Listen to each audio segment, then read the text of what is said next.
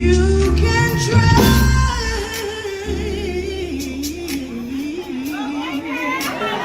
What we have will never die, never die, never die. I said you can try.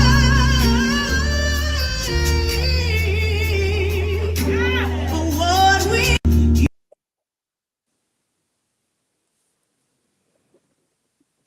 Salutations, salutations, everyone.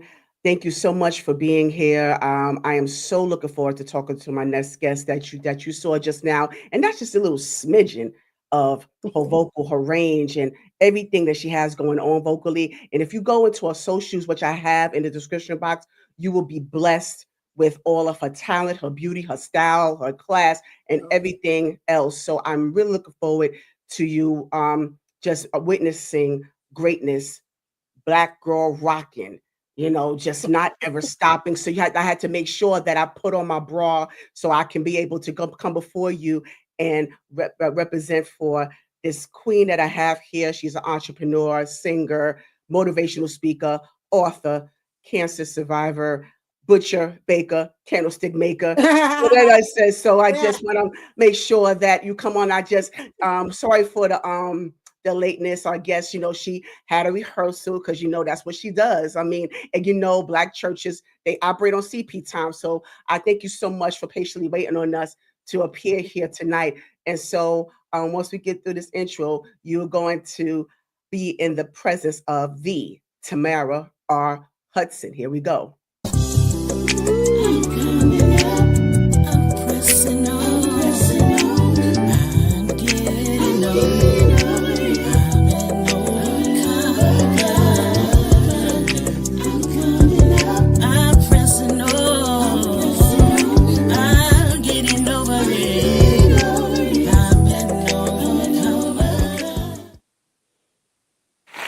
Here we go, Miss Tamara R. Hudson in the building. Hey, here you go. How are you? What up? What's up with you? Yes, representing from the Philly city of brotherly love. It's the 215, baby. The 215. It's the 215. I mean, we alive up in here. I'm just saying. Yeah, we're alive. And look at she's giving you a true authentic self. Look at here. But thank you so much for being here with me. I do appreciate that. You've always been my friend in my head. Ever since you've always been my friend in my head. So I thank you so much for being here. You just don't know how much this means to me. I really do appreciate that. I appreciate it as well. I appreciate the invitation, Absolutely. It's all in God's timing, You know what? And is he an on-time God? Yeah, he is. He definitely is. Yeah, so what's up, girl? Yeah, so I mean, I'm giving you all these hacks. You have all this going on, so you're making the time for me. But before you were Tamara R. Hudson, you were just little Tamara. I'm from Philly. Or you were born and raised, correct? You were born and raised. Philly. Yep, born and raised. Absolutely. Yeah, so I know it was a lot going on during that time. I mean, so I just want to get a little bit more of the backstory of what became of Tamara R. Hudson. So, do you born single parent household, two parent household, siblings, all that good stuff? I just want to start from the beginning. Well, let me see. So, because I know, like I said before, before you start, because I could tell right now, I could see you being like this. You were stylish from the beginning. I could just tell that you had, bamboo earrings, at least 2 pair, a Fendi bag, and somewhat of a sassy attitude. I just see that happen. I just see that with you. Not a Fendi bag, but my mom really did dress me super cute. I was, the kids back in the day, we weren't like name brand, but baby, we had the ruffle socks and the frilly socks and the patent leather shoe. I'm a church baby, so my mom dressed me up in the frillies and the different things, honey. We was the thing on Easter and every Sunday. It was a thing. But no, I did grow up. My mom and dad were married when they conceived me, and I did grow up only child for about 10 years. Oh, okay. And then, but I do have a sister that's 10 years younger than me. And so my mom and my dad raised me up in church. My dad could sing, my mom can sing. So I was singing Of course, as naturally. soon as I came out. Hmm. I'm a natural born leader, to be honest with you. And Yes. so, I was directing the choir. I was all things to all people. I was the usher. I was the praise and worship leader over time. Just the Yes. choir director. I mean, I've done it all in church, literally. Right. But I was, yeah, Besides, become a yes. pastor just yet. But I mean, when you're an ordained elder and different roles in the church, it's a very similar role. You know what I mean? And so, Right. yeah, so I grew up singing. I grew up in front of people. I was never afraid to just jump in there and do what I do. I'm a whole personality, and I've been that Yes. from the beginning. Okay. Yes. I've been a So, character yeah, from day one. because I want to know how was that personality like? Because I want to know like as Yeah. far as your schooling. Because I want to start off with elementary and junior high. Let's start there, and then I also want to Mm. get into your extracurricular activities and what you did for fun. Outside of the church. I So went let's. to Webster. So I lived in an area called Logan, the Logan Island area, and I basically was bused. They would call it Oh, bust, and so I okay. had a Mhm. neighborhood school, but because of my test scores and who I was in IQ, they bused me to the white neighborhoods. Oh, So talk about okay. that, right? So Wow. I winded up going to Webster Elementary in the Northeast, which was pretty far from my area. So I caught the yellow bus there to just give Mhm. me a better opportunity at a better education. Nothing wrong with the neighborhood school, but I ain't trying to go fighting every day and all of that Right. type of Right. stuff. And So it was a blessing. So I ended up having the opportunity to go to school in the Northeast, and then once I went to middle school, my middle school was also in the Northeast as well. So I was in a predominantly white area. At that point, it was called Kensington and Allegheny, which now is such a crazy area. But then it was very, very school focused. Had a lot of schools up in that area where a lot of the black kids was able to go to, mhm. and kind of have a different environment. I'm not going to say a better school but just a different environment, different teachers, a different experience than just a predominantly black school. You were Got able to you. experience, the Right. different things or whatever. And the truth is, I have to be honest, and I say this all the time just to kind of go back to it.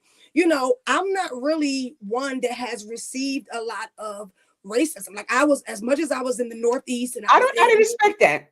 I really Yeah. didn't. My teachers loved me. I had Caucasian Yeah. girlfriends, Mhm. and stuff like that. And so Mhm. some of the things that we've gone through over time, it really wasn't my testimony. You know what I mean? I'm lovable by all. Oh Okay. yes, I All believe of them. that. All of them. I believe Okay. that. When I was in high school, I went to a high school, speed up to high school. As far as extracurricular activities, we was in church a lot. So it Mm. wasn't too many of You don't those. much time. Plus Mhm. my school was far, so I didn't do a A lot. lot. I Okay. may have been on maybe like a choir or two or Mhm. something musical. I probably did something musical, but I don't really remember. Once I got to high school, which is one of the best high schools in Philly still to this day, it was called Girls High. It was an all-girl Girls high high. school, and it was Mhm. very competitive to get into this particular school, and I was really grateful to be able to do that. It also was only 5 blocks from my house. So Okay. not only was I blessed to go to a great school, but I actually was near my home as well. So that was a blessing. And so I did a lot in high school. I definitely was on the gospel choir. Got you. Became really popular singing. I got on the drill team. I was the Wow. captain of the drill team, dance team. So that was good. I was the captain of that for 2 years. And honey, we was stepping. Okay, All right. honey, All we was right. honey, we was okay. We was stepping. And so that was really exciting. And again, really just in all of my school years, just really honing in on leadership. That's really what I just playing the background just wasn't a thing for me. I was always really Right. in leadership. And so, that's kind of how it was during my school years. And of course, on the backside of that, I was in church as a teenager, and a lot happened. My grandmother passed at 13, at my age of 13. And so my Mm. church went through a pretty strong transition at that point. And so my great aunt, her name is Bishop Britton, became the bishop at that point. My grandmother passed, and so did the pastor of the church at that time, my great aunt as well. And they died 30 days apart. So there was a Mm. huge transition that Mm. happened in our Wow. family around the age of 13 and 14 for me. And to catch up on this, at this point, my parents are divorced. So I'm a divorce. I'm in a divorce situation. So you By had a this lot point, going on. I had a lot It's going so on. much. I had a lot going on, and I was very optimistic, but I had a lot going on in my life, and Yeah. I'll let you take Yes. it. But so I wanted to go back into you being bused. The elementary, junior high, just a little bit. Okay. And you being bused, and you mentioned that you didn't experience racism or prejudice, which I guess I understand that because Yeah. honestly, I think you get more pushback from us. So I just wanted to Right. ask you about that. Did you get any pushback from your peers around you, thinking that you were too, that you was uppity, or you thought you was all that in the bag of chips because you were bused and you went into a different type of school Right. setting and different different atmosphere, different, predominantly white school. Did you get that type of pushback To from be honest with your you, I peers? was never the neighborhood girl. Mm. I did Meaning not. what? Meaning, I was never like around. Like once I didn't go to that school, I wasn't really around the kids that went to the neighborhood school. I didn't sit on a step. I didn't, I wasn't, and did have one best friend that I might have, but we went in each other's house. See, I was the kind of kid that was singing in the mirror with braid spray bottles. I wasn't the run up and down the street kid. I And was why was I that? Why wasn't that? It just wasn't who I It was. wasn't just I wasn't was you. I Okay. was into makeup. I was learning how to do my hair. You I was was doing girls my girl. hair. I was Right. putting on lash. I Yeah. was finding little pieces of lash to put on because I ain't couldn't buy the whole lash. I didn't even know what I was doing. But I'm buying eyeliner.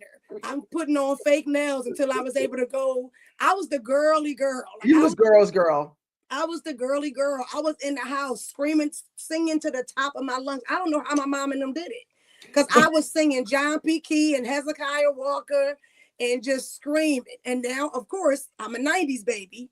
So I was singing Oh, yeah. SWV and I was I was gonna singing, I was about to say, come on, like girl, what else was there? What else was there? girl, What else was in it? Okay. BET was it. Yes, So yes.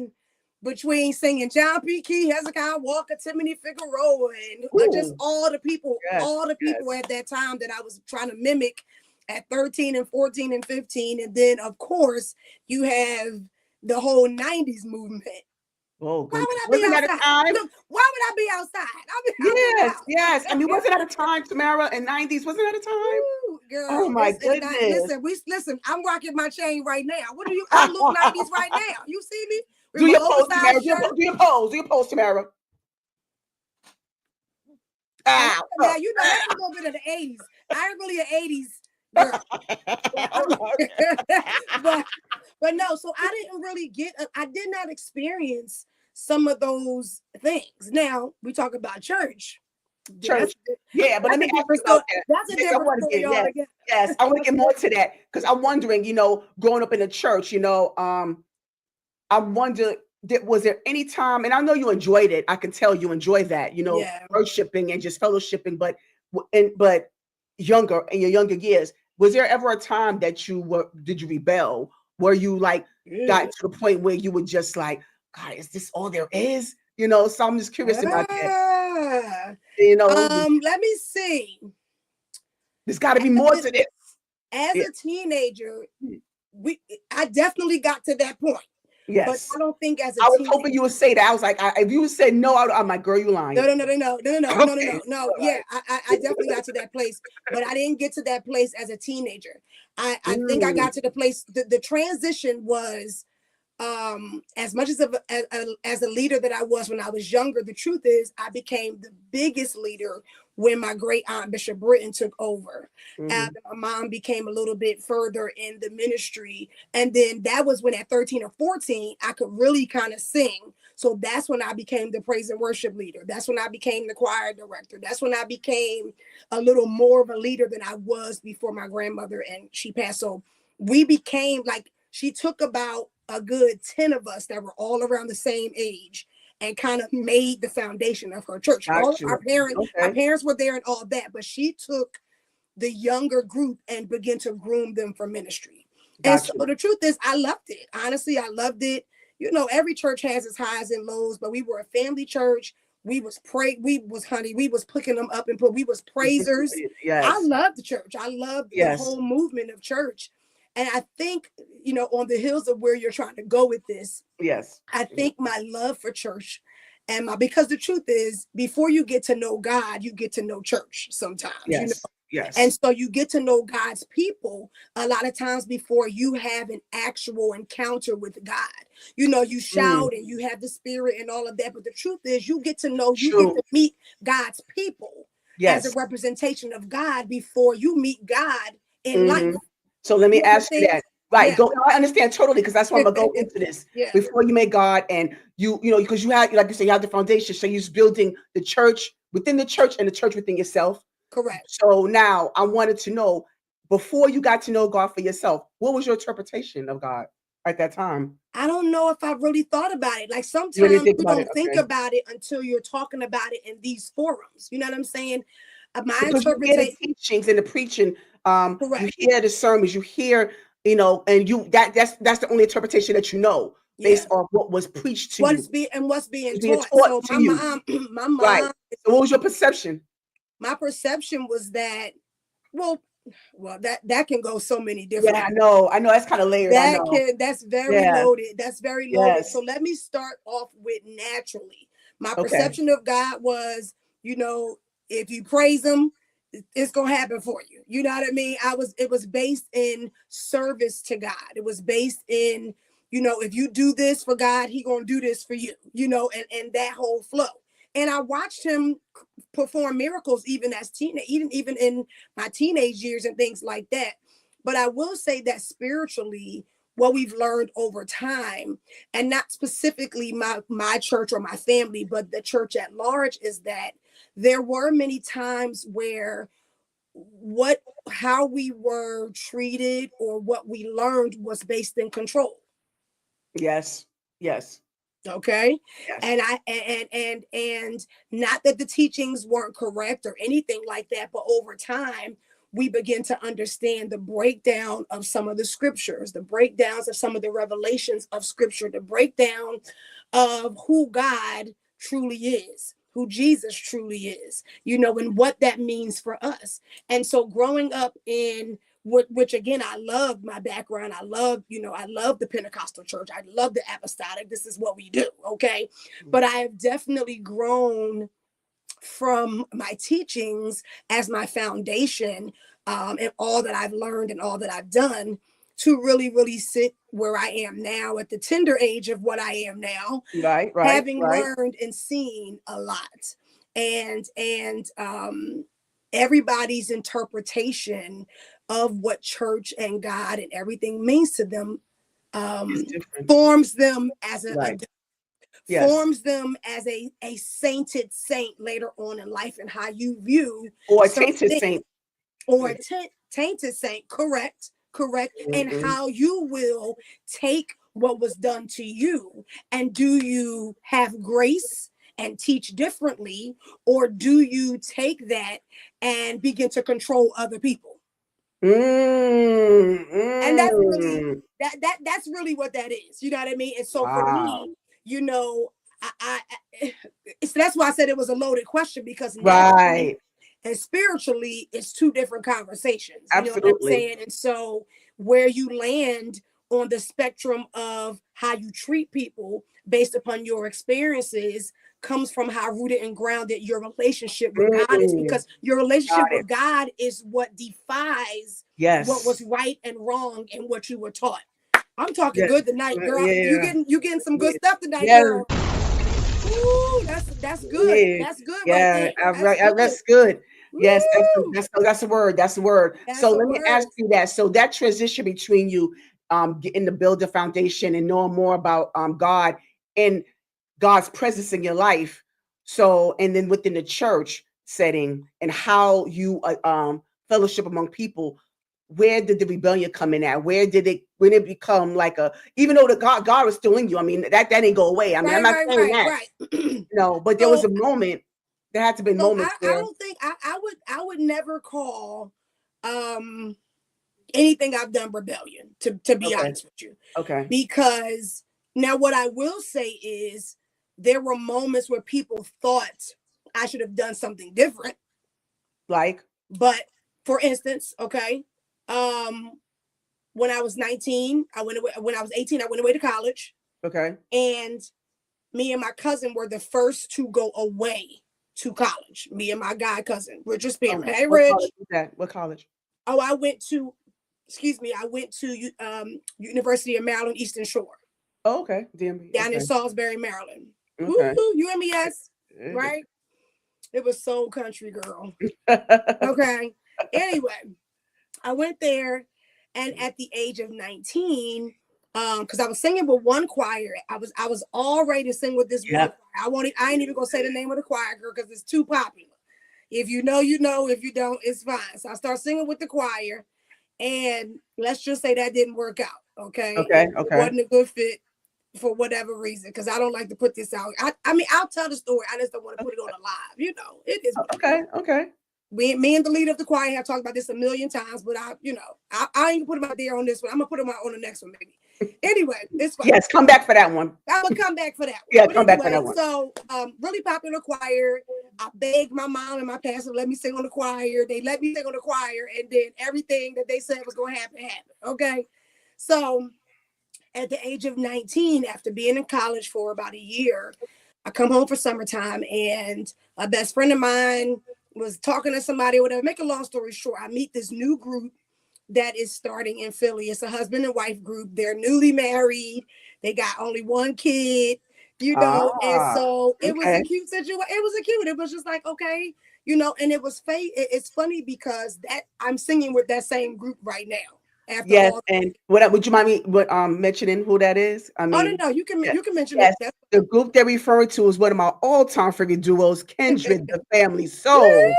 Woo! My Yes, brother and yeah, sister shout out aged to them. 17, and I Yes, met them at 19. wow. And So this has been like a lifelong friendship. Like this has been this has been wow. Y'all they grew up are together. actually my brother and sister, Oh but a yes. lifelong business situation is become for me, a lifelong music situation for me. Okay.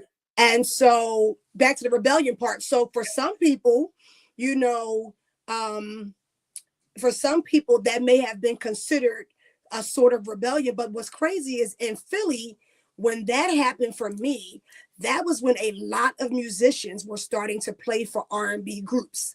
That was the Ah, season of the Jill mm, Scotts. That yeah, was the Flowetry era. That was India Irie. That music soul was child. music soul child. Mhm. Correct. It was Aries, the duo Aries. It was a lot. It was the season where that Yeah. transition of church musician to secular musician was transpiring. I was a part of that movement Oh because yes. not only And were that's you very controversial at that time within the correct, church. correct, Yeah, yeah. correct, and they couldn't understand it. And so Yes. I may have been considered, I've never heard that word addressed to me, but I very well could have been a part of that, movement or whatever. But it's a great movement. It's an amazing movement Yes. that took place in the early 2000s, late 1990s in Philadelphia. It was a major movement. It was major. It was like they Yes. were picking up musicians from Philly Yes. Yes. everywhere, Mhm. and then so it was more musicians than singers, but slowly but surely. So I was in the singer part. So that could have been considered, but I tell you what happened. Tell Okay. you what happened. I um basically like it was almost like the church rejected me. I took not Mhm. being able to sing with the choir because I Mhm. was very hurt over it. It was a very big hurt for me. They sat you down. They didn't sit me down, Oh, they but did. Oh, okay. they didn't sit me down. No, no, no, I didn't get set Oh, down, oh, okay. but there was a transition that basically broke it up. I just was no longer a part of the choir anymore, and that was per the leadership's insight, and that was fine. Yes. Mhm, mhm. I didn't really understand it. I mean, I did understand it, but I didn't get the understanding from that person.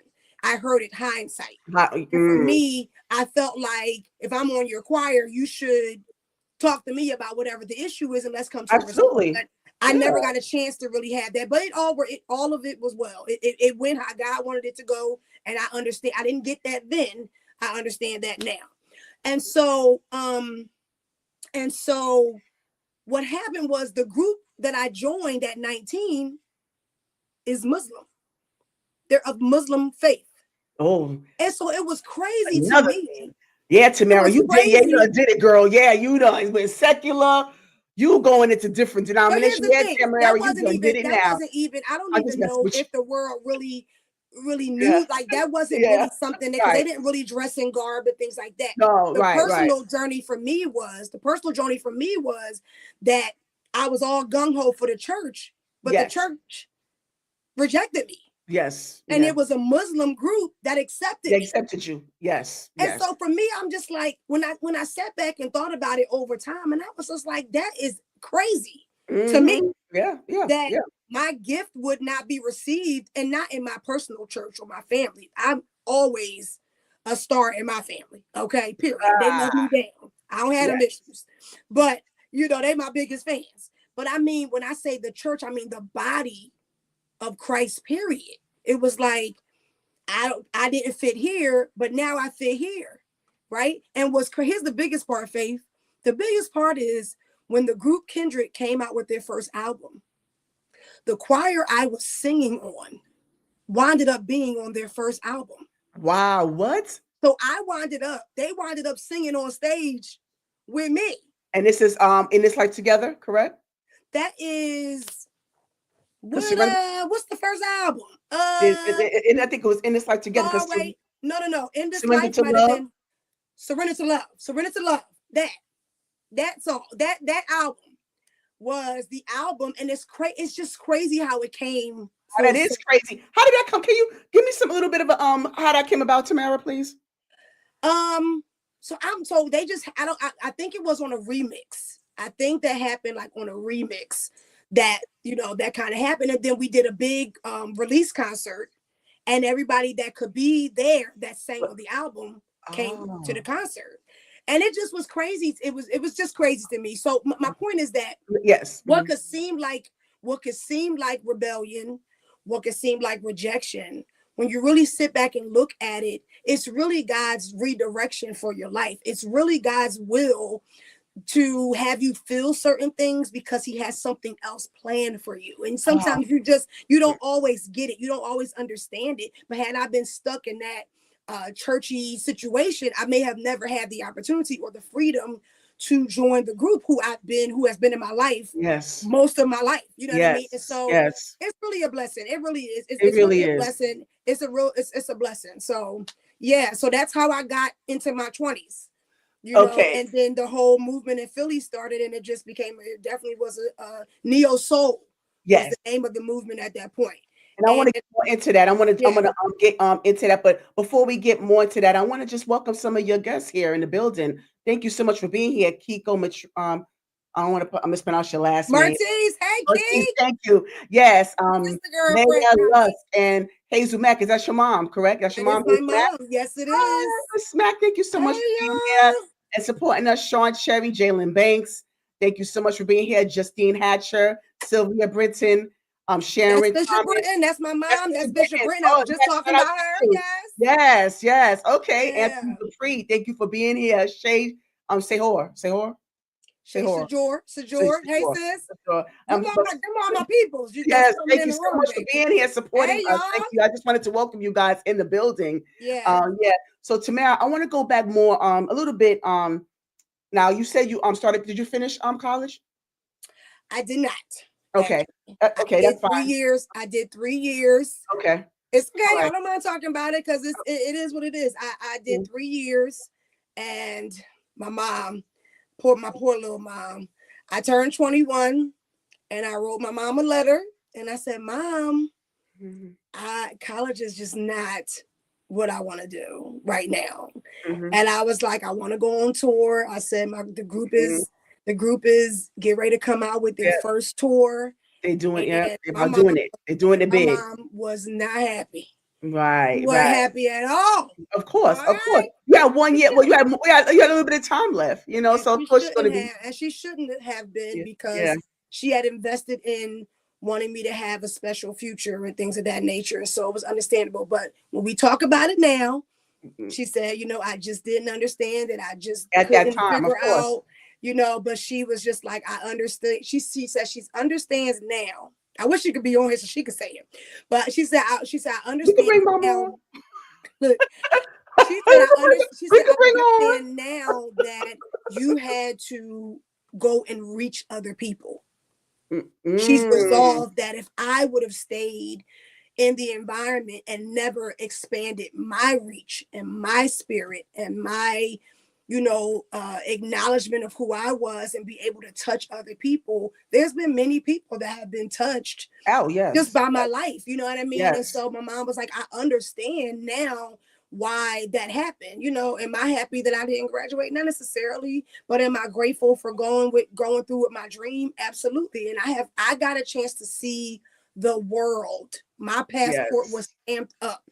And I do feel like, I would have missed that opportunity had I been stuck in what maybe somebody else's dream for me would have Expectations. been. Correct. Yeah. Correct.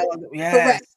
That time in my life shaped my life, and don't get me wrong, you know what I mean? It's been some hard days, it's been some lean days, Of course. Of but course. I'm happy for the decisions that I've made in my life. And I push my child to shoot for education, but I also am the parent that will understand if education is not it, but we got to have a plan. We do Yes. have to You have gotta have something. a yes, gotta have a Correct. yes, you Correct. gotta have other options. You Get it gotta, I right. didn't just leave and just, sit home. I was barely home at that, Right. You once was the album working. dropped Right. and we were touring, I was gone. I was gone Right. all the time. And Hmm. road life within itself is its own testimony. Oh, Ain't I that could what we think? imagine. That's Yeah. So okay, it. so I know that you done background vocals for them doing live shows. Did you do background vocals in the studio projects as well? For Surrender to Love, I did. I wasn't Okay. on any of the other, the only other so they have 8 albums. They just came out with one. Yes. Go cop that. Oh yes. Okay. Go Go get cop it. that. It's Yes. called The Grand Life, and Yes. it's I out just on listened to all it the other. I just platforms. listened to it. Yeah. I was just Yeah, it's listening called The to it. Grand Yes. Life. Go check that out. Go buy it on all the streaming things that there's out there to Yes. get.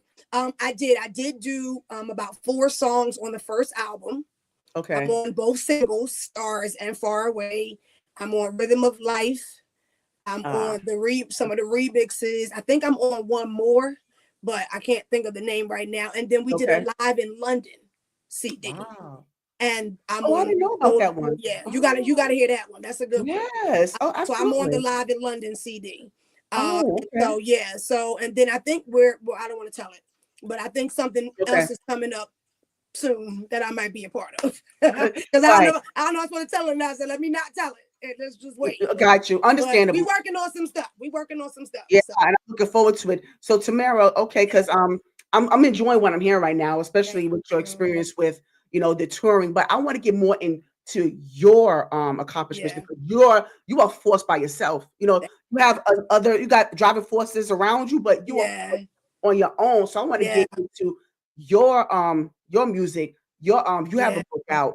yeah. You are on Steve Harvey's show, which I'm going to talk about as well because I want to get Correct, more into correct. I want to get more into that. So I want to get into that space as well as your family life, and because I want to get more into how you were able to adapt into your personal life. How did you transition from you being at your church, Yeah, touring, you went to college, you had that experience, yeah. and then love came along. How did that happen? Oh, we're gonna get Oh, too much. We're gonna get too much into into that one, see now but you come but on, you no, ain't I gotta give mean me the no truth be tea told, now. from it was on the heels of tour life, um, Okay, and I reconnected with an old childhood sweetheart, and then by the time I looked up, we was married, starting a church, and then here come my son. mm, You know what I mean? And so in that everything order, huh? happened very fast. Everything happened from road life Yeah. to Hmm. first ladyship, mothership, that happened very fast. And then the transition out of that happened even Okay, yeah. faster. Go ahead. Yeah, but Um, before that, because I want to get because I want to correct, get into the stages of it, correct, and correct. I don't want to So gloss over that. I don't want to gloss correct, over that correct, because because your story is not uncommon when it comes to you reconnecting with someone correct, familiar, familiar. correct, correct, Okay, then you correct. go into the stage of your courtship, marriage, having a family life and becoming a first lady. I would definitely want to delve into that one. Yeah, How did that yeah. all blend in for you? How did that, not It come about? it How did that blend in for you? I want to it was hear. a very difficult, not difficult. Let me not use. I don't want to use difficult.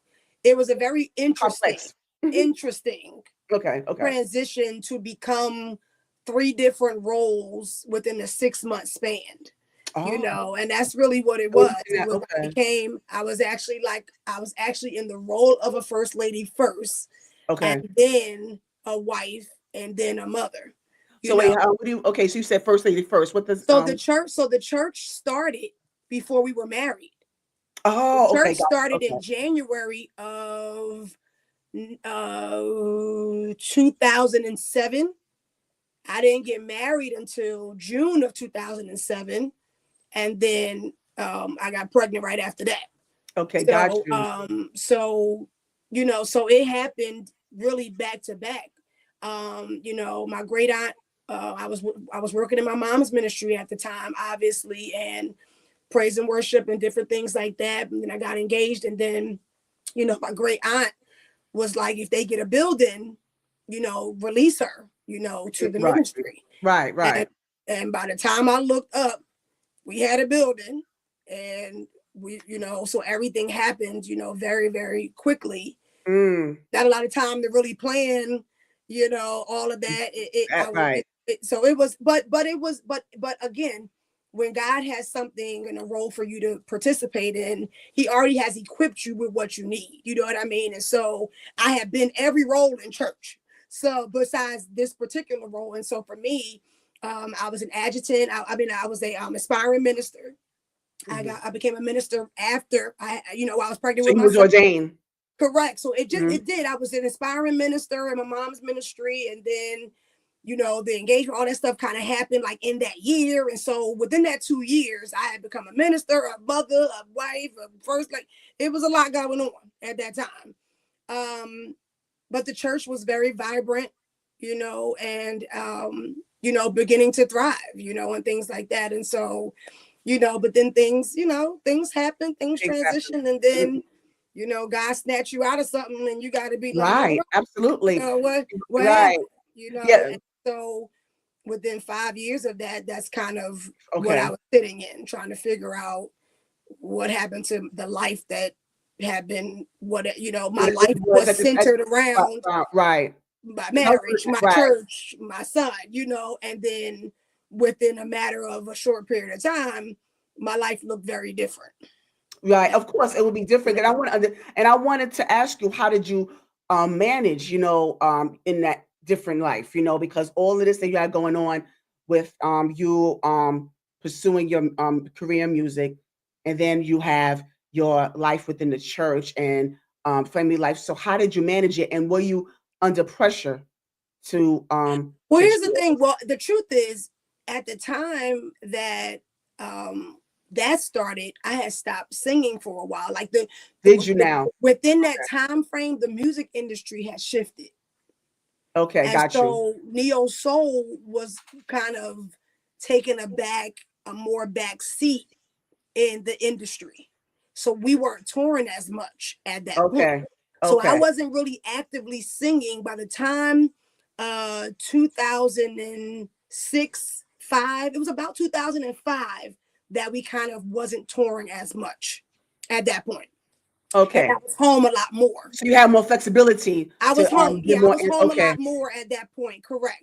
And Okay. that was how the reconnection started, and Got you. the season And of that's ultimately dating. God's timing, regardless of Correct. how it ended up, regardless Correct. of the outcome, Correct. It all you know, flowed. It all it'll flow. flowed the Yeah. way it was supposed to go at that point. And so that's how it kind of happened. I wasn't really on the road as much at that point. So that happened, and whatever the case may be. And so yeah, so then we end up with all of that I just said, and then 5 years later, it's a different scenario, and from there begin my new journey, and just a Mhm, very mhm. difficult season for me. That was a very Absolutely. difficult season. I Yes, lost and a we'll get onto lot. all that. Yes. I lost a lot in that season. I went through a lot of hellish situations Mhm, in that season. mhm. I really began to know God for myself, in that Yes. season. Oh, And absolutely. And so that was that the time was, you really, I could imagine yeah, yeah. the amount of bonding time that you had with God at that moment. So I get it. I could He imagine. was all I had. He Yes, was all yes. I had. He was all I had because I was in a season of silence. I was in a season of Yes. not really saying a lot of things to a lot of people because I couldn't. I was in a season where I was kind of in a position where, first of all, I was trying to figure out what happened to my life. Okay. I can't tell a bunch of people something I don't even have an understanding about. You know what I mean? Yes. So Yes. I went through a very tricky season of trying to, but it was in that season that God began to keen his voice in my ear. He took away all the voices that I knew to be familiar and what I thought was a certain thing. And I winded up turning into being able to hear God clear from myself. That's why I flow in the prophetic now, to be very honest with you. People don't know that about me, but I am very prophetic. I hear God very clear. And it was in that season that God began to shift that ear from me. And it was in that Mm, hard season that God began to make sure that I heard him above anything else. And that way, for the rest of my life, whenever he spoke to me, I would be clear, it would be him. And wow. so it was that season that shifted my entire life's trajectory because of what I was going through and different things. It wasn't just the divorce and the separation that I went through. It was I lost my job, I lost my home, Mm, like I had to go mm, back and live with my mama for a while. Like it was a lot happening to me back to back that put me in that season of hell. I was in a Job season. yes. I was in a Yes. Job season Yes. for a while, and I had no end date. I had no expiration date. I had no, Mm, God gonna do it in 10 days and turn around, and then he gonna do it, and by the time you get home, it wasn't that.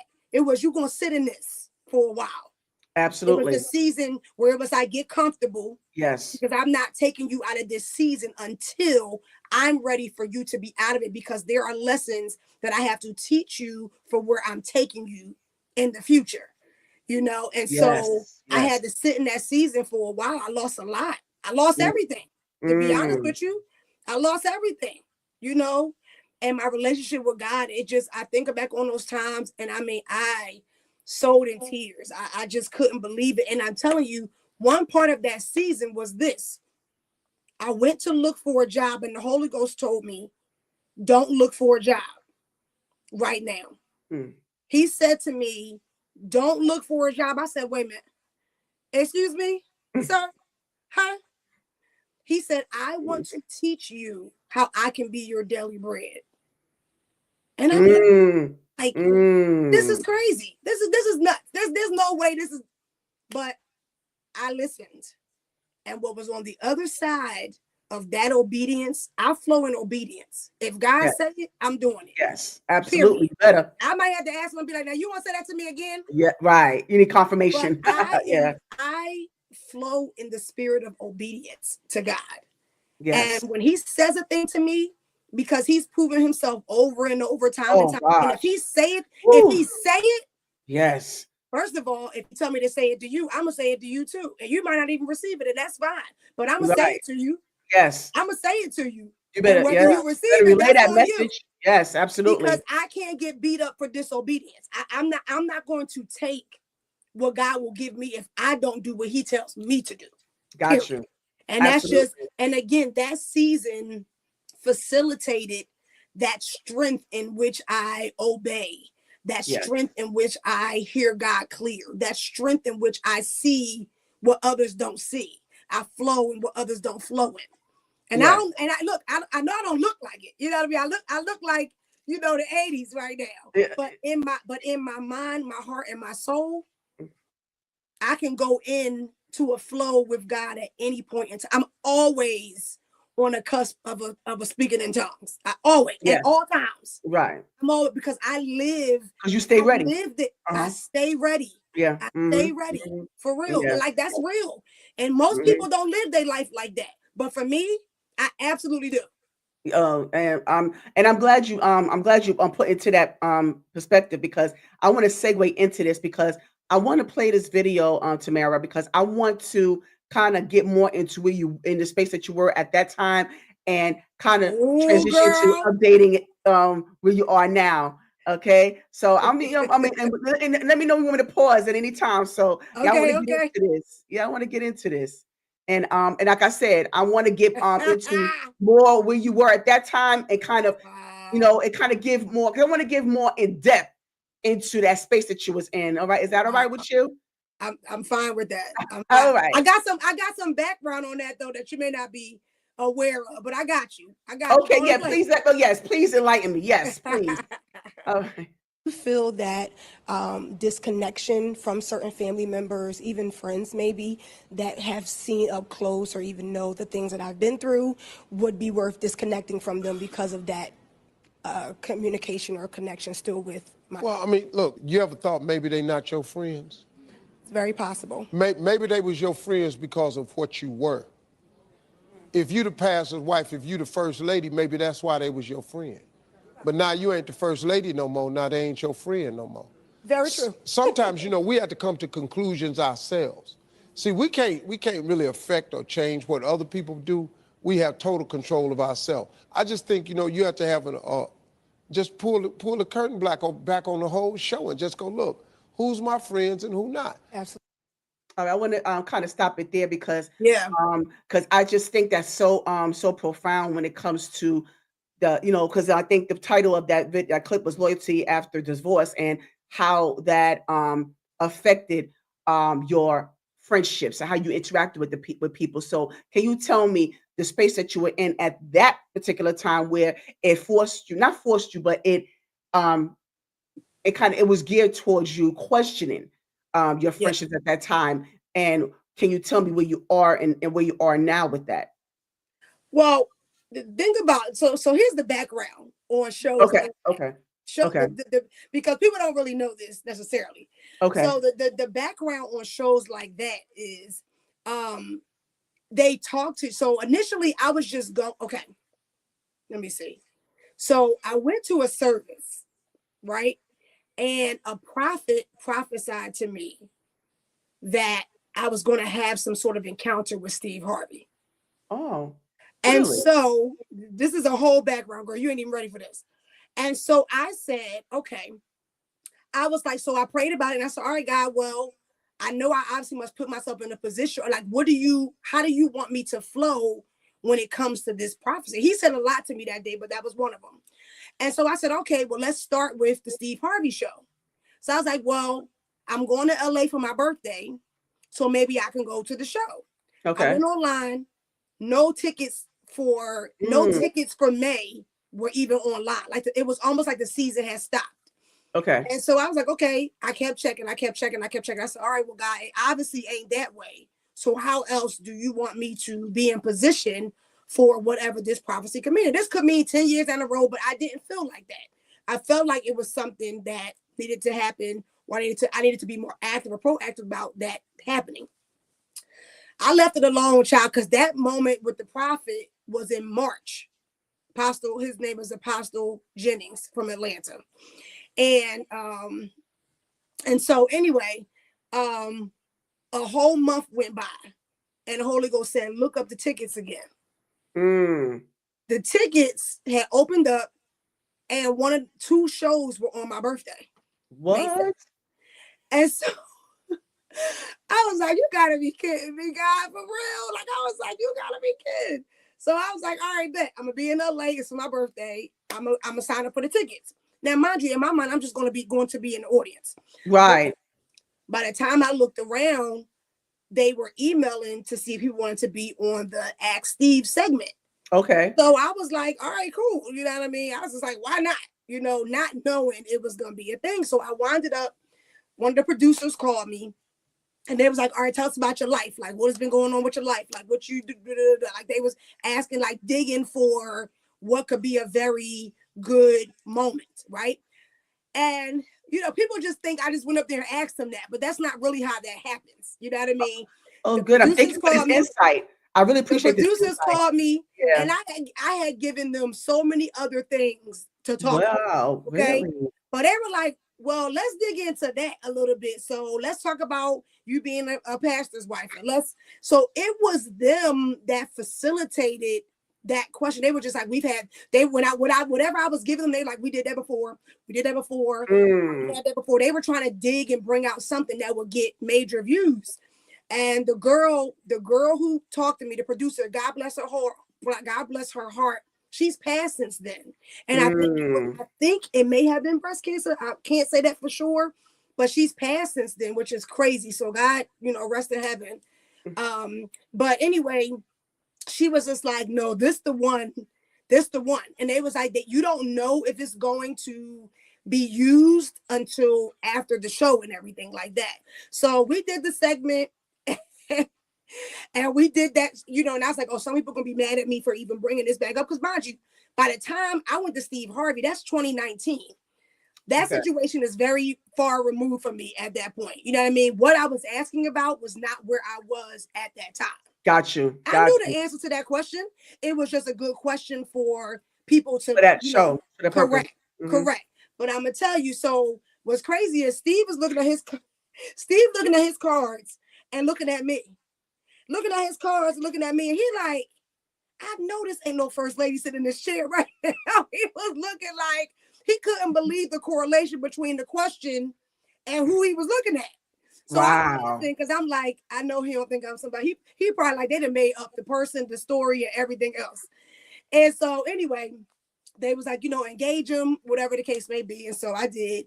We had a really good time. And, Steve said a lot of stuff in that one little moment. Of course. And the thing is, what was the blessing in it was, which is how I started my women's Shiro empowerment enterprise, was because from that moment, first ladies everywhere. I got a lot of criticism. You know how people do with segments like that. You know what I mean? I got a lot of criticism. Oh yeah. But a lot of first ladies or ministers' wives across the world. I can imagine because that resonated with so many people. It was so viral. I was just like, oh, it's still viral now. Like, I mean, that video has millions and millions and millions of views. They replay it all the time. And it just really, it really made me pretty popular in that moment because they weren't sure if they were going to play it on all of the avenues. So it went on Instagram first. Right. And then it went on, and then I'm lying. I'm not it went on YouTube first. Okay. Then it went on Facebook. Then it went on Instagram. Then it went live at 2. So every part of the day from that morning on, it kept unfolding on different platforms. It was quite a day. Yes, I can imagine. But let's go back into that area that I paused. That segment, right? So the question at hand. So that is actually a very true scenario. That's a very true scenario. There are people that have remained neutral, and at that point in time, and even still, I'm very big on loyalty. Very big on loyalty. Me too. When it comes to people that have saw me walk through it. See, I don't expect people to be loyal to me that didn't see what I went through up close. I don't expect that. But I also have the choice whether I want to deal with you with how close in proximity you are with someone that I don't deal with like that. We'll just say it that way. Or, somebody that I was in formal connection with. And I mean that in general. I'm not even just talking about him. I'm just talking about in general. I'm big on loyalty. And if I feel like if you, sometimes you can't play both sides. Sometimes playing both sides don't work. You understand? Right. But I do get that, when you don't know, when I was in my silent season about this whole scenario, there's a lot about my story that people just don't know. And you can't want people to hold somebody else hostage for something that they don't know. You know what I mean? So it is what it is. So so that is a very true scenario. There are many people in my life that are still neutral now, to be honest. But I mean, I can't care. We're too far removed from that to even. But I do get to choose whether I still want to be connected to you or not. You know what I'm saying? Right. If you choose to, Because to me, sometimes that speaks volumes. So yeah, that's a very true scenario. I am very big on loyalty, which is what I said on the show. And I Right. feel like if you watch me go through something, there should just be some sort of change in how you How you move, interact with how you somebody interact with, that did me right, wrong. Hello. right, right, You yes, know, I'm not saying hate the person. I'm not saying, right, whatever. But if you know that they've done me wrong, then, right. it This is should not definitely foreign to you. be Hmm. correct. And so that was a very true scenario for me at that time and even still. But my reaction to it is different. Is just different. So Yeah. that's, So so yeah. okay, so I want to go back into it because, like I said, I'm really enjoying this because you get more of a deeper, in-depth perspective on it. Yeah. It just makes it so much richer. It's Sometimes the juicy. It's breakup is the juicy. blessing, though. I It tell this is. to women all It the is. time, too. The breakup is the blessing. See, a lot of women break up and they're, oh, woe is me, I put 10 years in. Well, they was 10 bad years. Do you feel that disconnection from certain family members, even friends maybe, that have seen up close or even know the things that I've been through would be? Was it did it stop there? It Am I must have. playing it? I think it went back. Yeah. Oh, okay, went back. Okay. So yeah, so I also wanted to know I mean, even though you mentioned that oh, let me get you back. Okay. You mentioned that I'm back. you yeah. I mean, you mentioned that you was far removed from that at that time, but I'm just curious to know um you because you mentioned that there were still some people that still are on neutral ground when it comes to this. But I'm curious to know, and whatever you're comfortable with sharing as far as Sure. the space that you was in um at that time with your ex-husband and where you are now with it, especially with you co-parenting. Yeah, I'm not gonna get too deep Oh, into that, to be right. honest with you. But I mean, Mhm. we do co-parent. My son has the best of both worlds. I kind of talk more about him. He does have the best of both worlds. Good. And so, he's been able to benefit. He is a child that does not feel like he's a divorced product. He doesn't feel like that. He does not Mm. feel the effects of, even though there were two households, there were two this, two that. Um, you know, God shielded him from Oh, feeling the yes. effects of a divorced child, or what a divorced child could feel. And i.e. me.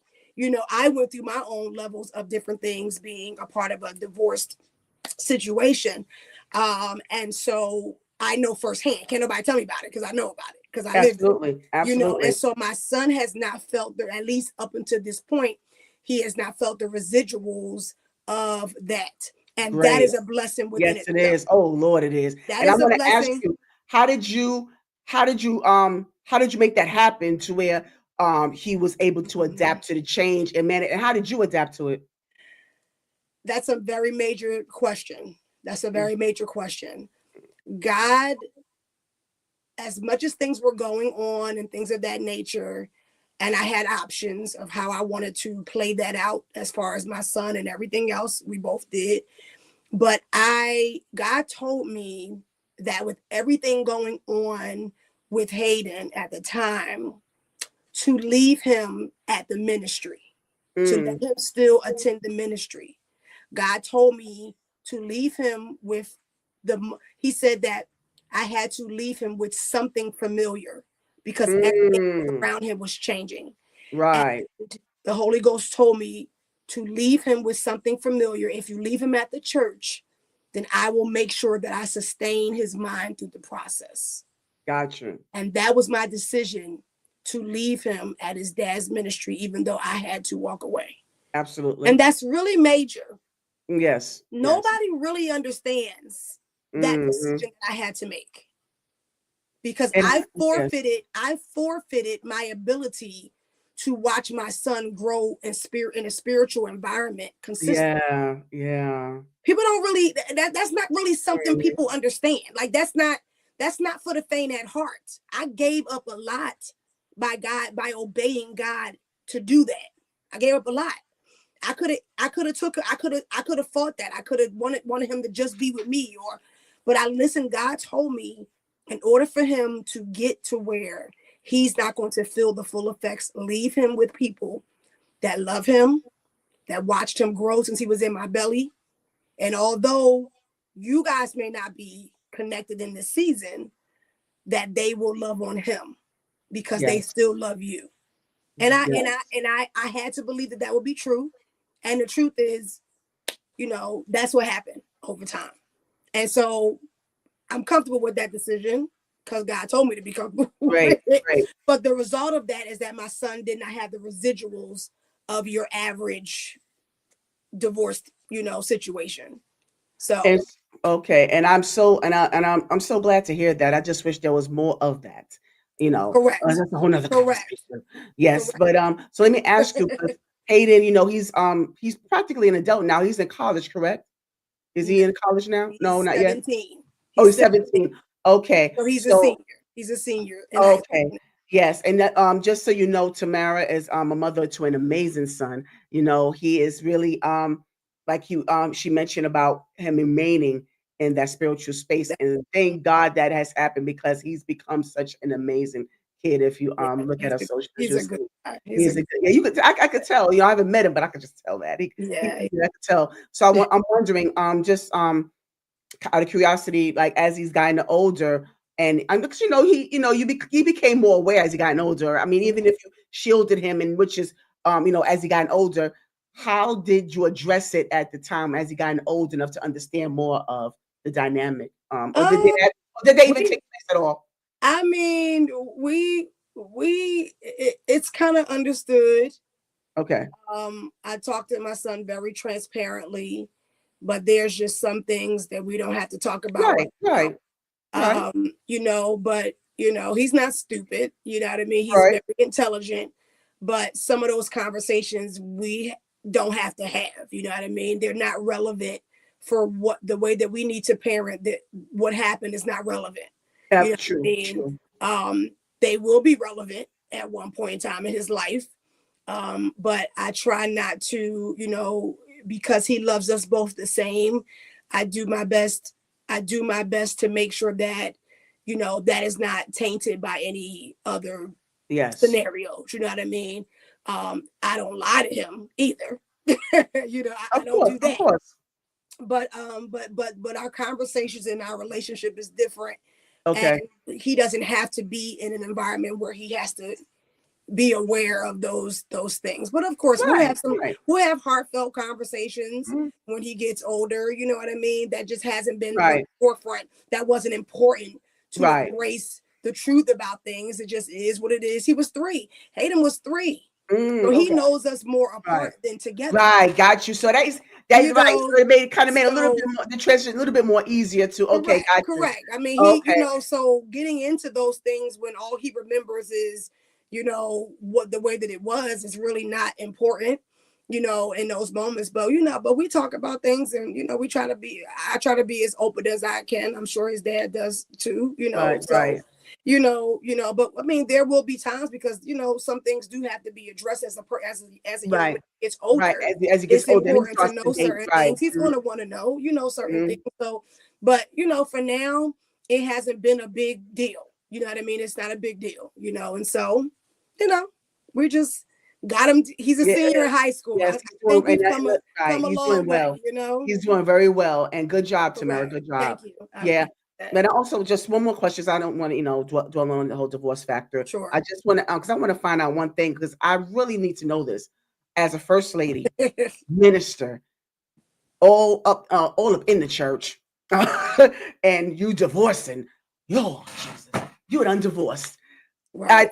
So I'm saying it that way. I'm being dramatic, but because I know what it's like for a lot of people in the church. They frown upon divorce because they feel, especially when a woman divorces, it's like, oh, you a quitter. You don't know how to stick it out. Like they have these barbaric value systems when it comes to marriage, especially within the church. As a first lady, and not only as a first lady, had to separate from the marriage. You had to separate from the church that you built. What the heck? Right. So I'm just wondering, like, what was that like? Did you have that type of pushback?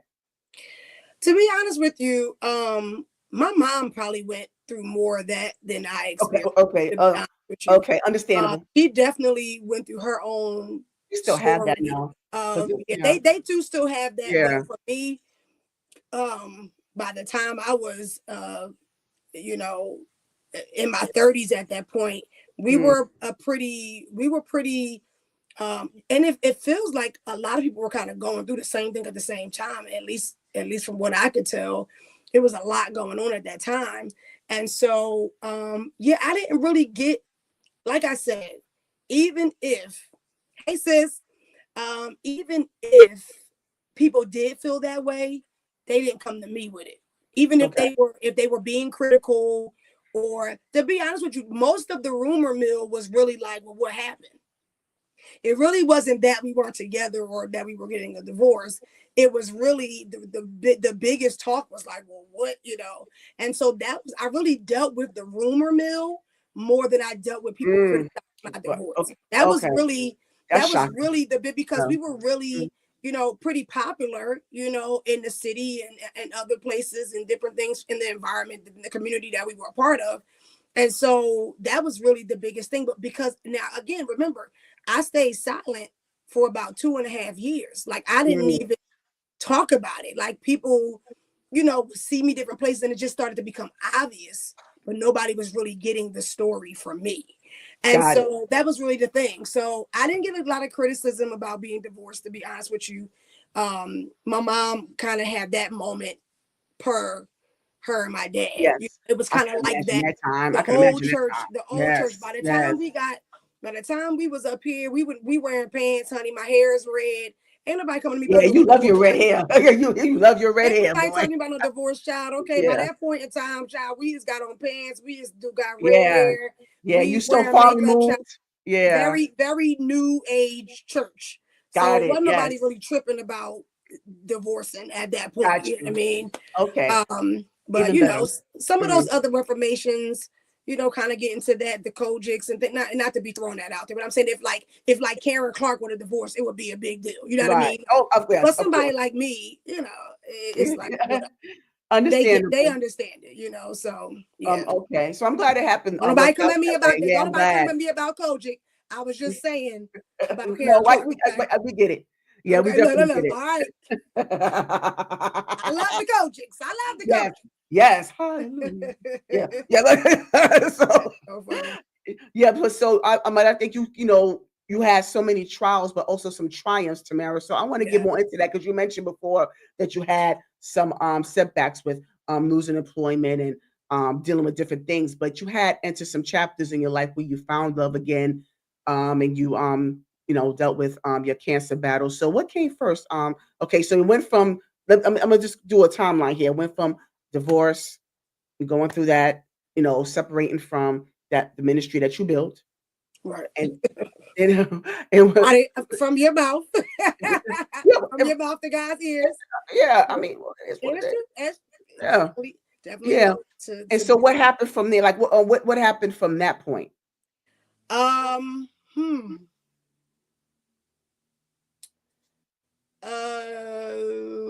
So I guess about Steve.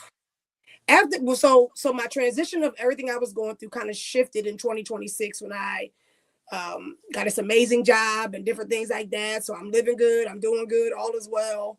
And then you know, I kind of get back into dating, girl. Okay. I get back into Yes, dating and different things like that. And that within itself, that's hard. I But it started could to be, date around the yeah. time of the social media Okay, moment that was taking place. If you remember, Facebook and Instagram, all of that was very new very new. around that time. And so it was a lot. So dating in general, it was very different. Oh Lord, my phone is my what you call it is about to Die. go. Mhm, Yes, mhm. let me find a what you call it, girl, for this to kick us off. Hold on, I'll be right All back. right, all right. No, got you. Okay. All right. Yeah. So yeah, Tamara's, you know, she's working on that. So let me just thank you so much for being here. Thank you so much. And I hope that you're enjoying this because I sure am. You're getting more in depth, you know, and I appreciate Tamara being so candid about her journey so far. So I do appreciate it. Thank you to Teresa Haynes for being here, Latoya Eason, Crystal Pittman. Thank you so much, Michael Spearman. Thank you so much for being here with us and joining us on this. I really am looking forward to hearing more about her cancer journey. F cancer, by the way. And also, like I said, because it's not easy finding love, and I just want to hear more of a dating experience. I want to get more into her approach towards that. How it was for her on the dating scene. As beautiful as she is. So I just want to get more into that as well. Okay, you good? Okay. I'm good. I'm good. I'm All good. I'm right. good. Okay, sorry about that. No, It was no, like you no, no got 10 worries. minutes, you did got 10 more charges, but I said, whoo. Yeah, yeah. So So yeah, it's anyway, thumbs up, by the way. Thumbs up. um, No, I'm saying like the video. I was telling him like the video. oh, right. So anyway, so then yeah, so that happened, and then all was well. We get to 2019. I'm going to send that. The kind of getting into the Steve Harvey. I just was living life at that point. Right. I think I As had you should. started. The truth is, I think I had went back. I think I had started singing with Kindred again in like 2016, 2017. So I'm doing some. I'm sorry. Hey, Mike. And proud, and I love my mama. Okay, and Yeah. she loved me. And so, I think I started singing with Kindred again and different things like that. I was going to church and things like that, but it just, that whole thing. So it was Yes. good. I was still in the mix to some Yes. degree, but I was healing and I was moving and I was trying to get back. I lost a lot I didn't lose a lot of time, but I lost a lot of momentum and was trying to get back on track with what does my life look like without all of that. You know what I mean? And so I began to try to see what was going on. So anyway, here come the opportunity with Steve Harvey. And I started dating this one particular fella. And we hit it off very well, and that became a thing. And so we were just kicking it or whatever the case may Right. be. Right. And then here comes September. Really, I found a lump July. It was on our second date, and I was getting ready, and I Wow. found a lump while I was in the shower, and I was just like, "Well, what is that?" Right? I had never really felt it before. It just kind of seemed like it came out of nowhere. So I was like, "All right, cool." So I like pushed it off or whatever the case may be. Mind you, I'm 39 at the time, so I'm not even thinking about getting a mammogram or anything. Now I've had mammograms before, and things were benign or whatever the case may be, nothing to really worry about. So cool. Like I ain't even really concerned myself. And I don't know if it was a mammogram or maybe an ultrasound, but either way, I wasn't thinking about it. So I kind of put it off to the back. Eventually I go to the doctor for something else. And while I was talking to my primary, I was just having my annual or primary, I talked to my primary, and I was like, by the way, I got this lump under my arm, whatever. So she was just like, "Oh, girl, she was How like, much "What time? about?" I'm sorry to cut you off, Tamara. I just want to know how much time between you finding that lump and when you. So July, that probably was July. I think I went to see her in maybe August or early September. Okay. That was about early September or late August. And she was just like, "Oh, girl, it's probably a swollen lymph node. Don't even worry about it." I Oh. said, "All right, bet. No problem. Say less." And it didn't go. She was just like, let it. She was like, "Give it a few weeks. It should go down. It's probably just a swollen lymph node." Well, a few weeks went by and it didn't go down. So I was just like, "All right, God. So what we doing?" So I made a mammogram appointment, and then they wanted to do a biopsy. And mind you, me and my, friend at the time was just kind of getting to know each other or whatever. So he's just like, okay. So Yeah. Yeah. he rode the journey with me, and I went and had a biopsy, and that was between September, probably mid-September, probably the end of September. So by the time I had my mammogram, probably mid-September, had the biopsy probably by the end of maybe the end of September, and then whatever happened in between there. But it was October 18th when I got the call. It was I had breast cancer. I did not know what stage it was. Okay. I did not know any of those details. Somebody was supposed to call me and talk to me that day to go over those details, but that particular department or person wasn't there. So I never got that information until I figured it out on my own later that evening. I got the call. I fell apart in my boss's office and just could not believe this was my life. And thus my breast cancer journey began from there. October 18th, 2019. This is the same year I went to Steve Harvey, the same year, like that was the same year. And I felt like I found the love of my life, you know, the same year. And so you want me to go on from there or you want me to? So I was diagnosed October 18th, which will be 6 years and 2 weeks since that moment. And from there, I couldn't feel my legs that night. That's how overwhelmed it was numbing. Yeah. I was. I couldn't walk. I couldn't. My legs were numb from emotions. The very next day, me and my guy at the time, he's still my guy, but he's still my guy right now. Yeah. But anyway, my guy then, we went out to eat at a new restaurant to get some cheesesteaks or something like that. And I was crying in my platter because I believed my life. And I got up and I went outside and I prayed and I said to the Holy Ghost, I said, is this unto death, or is this so that you can get the glory out of my life and out of my story? And he said, clear as day, you will absolutely live. This is for me to get the glory out of your story. I said, say less. I got in the ring and fought through my journey. And so I had surgery a month later, around like a week before Thanksgiving. So I was officially cancer free at that point in November of 2019. Got it. And then I decided my doctor was like, well, let's get through the holidays and then you can start radiation. I chose to do radiation and not chemo because I did wind up finding out I was stage 1, very early stage 1, to the point where the doctors couldn't believe I found it. But really? I only found it because of where it was. And that's the miracle. That's the miracle about the story. If that lump would have been in my actual, like, you know, I hate the tissue. Right. Yeah. Correct. Further, because the truth is, this is still your breast out here. For those that don't know, let me educate.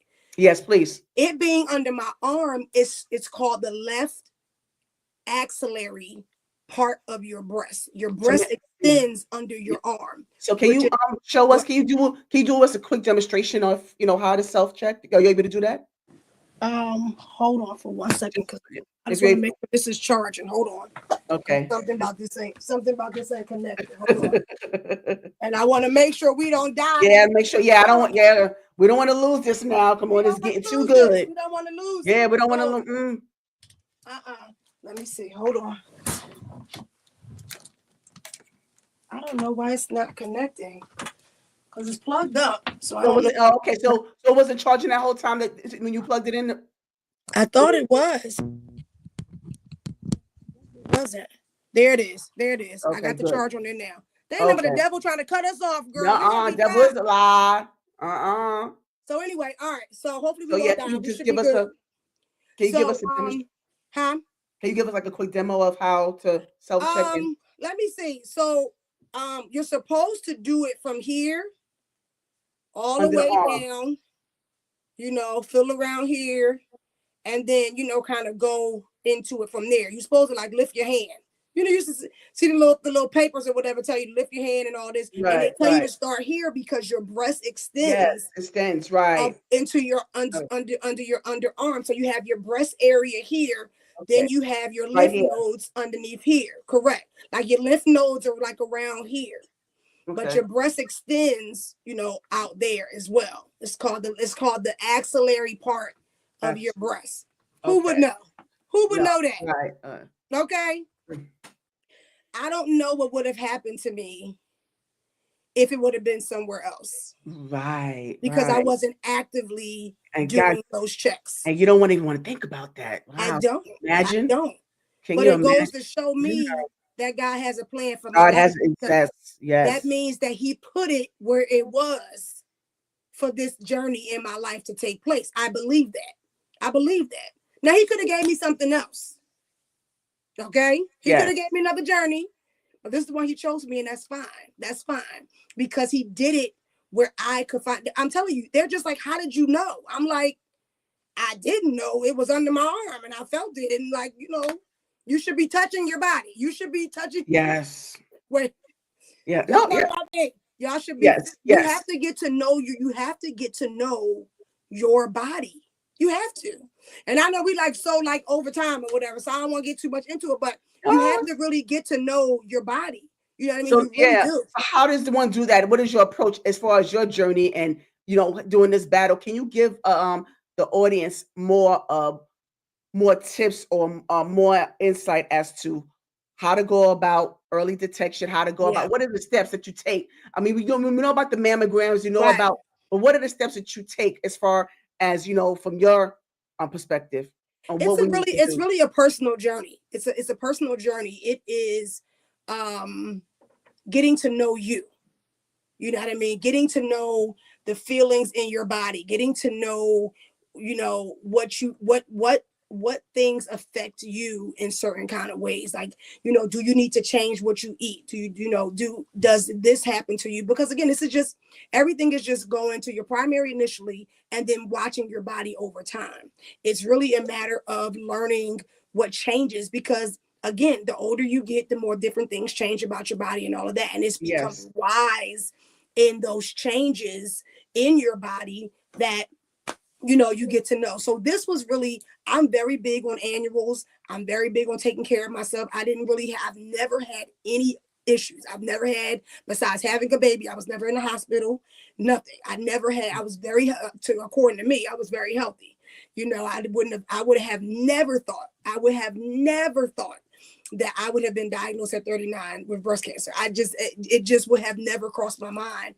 But, so here we are. So with that, I take a lot more pride in getting to know myself, my body, understanding different things, because I'm gonna tell you this. The doctor's not coming to you. Mm-hmm. Mm-hmm. You have to go to the doctor. Yes. And the only way you can the only way you can make sure that you get what you need or is to tell them what's going on with you. Talk about it. Yes. You got to know what's going on with you, because they're not coming to you. They're not going to know. How are they going to know? Correct. You going there with a headache, but you got a headache. They're going to give you some aspirin and send you home. Right. But if you know your body and say, no, this is not normal for me. I need a scan. I need a this. I need a that. And you have to demand those things, be in a position where you can have insurance.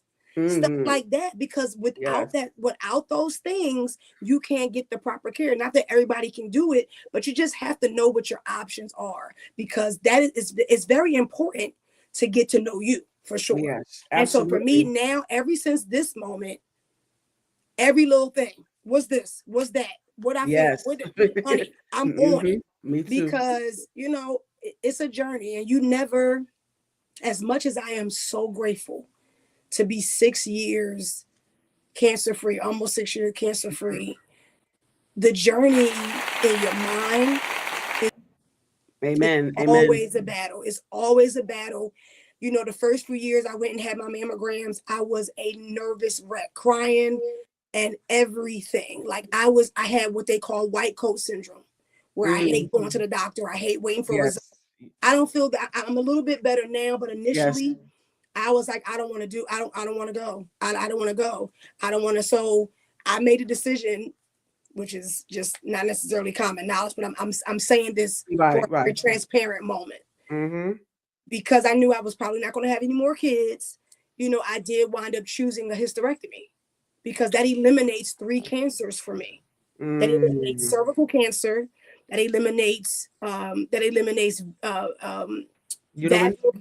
vaginal cancer, and what's this another one? Hold on. Uterine cancer. Uterine cancer. So for me, I made a decision to have that, which is so too much information. But I say that anybody for anybody No. on the cusp of trying to figure I did that to eliminate 3 cancers for me. Wow. Yeah, That's amazing, Tamara. Thank you for I did that. transferring. So let me ask you that. So based on that, what you just said, based on that alone, can you tell me a little bit of how this battle affected you emotionally, physically, mentally? How did that affect you overall? So I had hey, Mhm. I had started what's crazy is I started um Lord, I started treatment, radiation treatment in two, not 2000, what is that? In 2020, which is when the COVID started. Yeah. That was the onset of COVID. Mm, I winded up being in the hospital 5 days a week, mm. not knowing that COVID had hit the US. Whoa. So I believe God gave me COVID in the beginning of January because I believe it makes you not, it makes you immune. At least we thought it did then. It Mm, makes you immune for 90 days after you have it. That was before all the strains and all the extra stuff or whatever. According to the right. records, if you got it, you wouldn't have it again for like another 90 days or whatever. And I believe in my heart that God gave me COVID in the beginning of January so that the 90 days I was in the hospital 5 days a week, that God would spare my life because I don't know what would have happened if I would have gotten COVID with the way my immune system was Right, right. situation. So that very well could have not been a good thing for me at all. But God kept my body well. And I rang my bell on St. Patrick's Day of Wow. 2020. And that was the week we all went home. We all went home that week. I rang my Wow, bell that's amazing. and went remote that same week, which is Mm, just a story wow. within itself. Right. Yes, it is. And in that same year, I began my boutique journey as well as my women's empowerment journey in the same year. I Yeah, launched my mhm. boutique Yes. online and Okay, I yes. Personify? Consignify at the time. Mhm. It's now boutique chic, Boutique but chic. it started Consignify at that time, which was a consignment boutique online. And that was my 2020. I would go into radiation with Mm. two 3-ring binders, planning those businesses and those movements. Wow.